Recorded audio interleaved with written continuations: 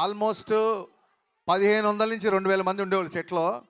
కళ్యాణ్ గారిని first time ఆ costume ready చేసుకొని కళ్యాణ్ గారిని సెట్లోకి తీసుకురాగానే ఆయన సెట్ని జనాల్ని చూసి ఏమన్నారు తెలుసా? మీరు వినండి. ఇప్పుడు ఏంటి ఇంతమందితో నేను డ్యాన్స్ చేయాలా అన్నారు ఆయన ఫస్ట్. అనగానే సార్ మరి దేవిశ్రీ ప్రసాద్ ఇచ్చిన బీట్స్కి ఆ మాస్ మూమెంట్కి మరి ఈ మాత్రం స్పాన్ కావాలి సార్ అనగానే ఆయన ఏమన్నారంటే, సరే దేనికైనా మానవ ప్రయత్నం ఇంపార్టెంటు, నా ప్రయత్నం నేను చేస్తా అన్నారు. అనగా నేను కొంచెం అలా సీరియస్గా అలా చూస్తుండిపోయా. అప్పుడు నా మొహం చూసి ఆయన, నువ్వు అలా ప్రతిదానికి చిన్న పుచ్చుకోకు, సంపేద్దాం పదా అన్నారు.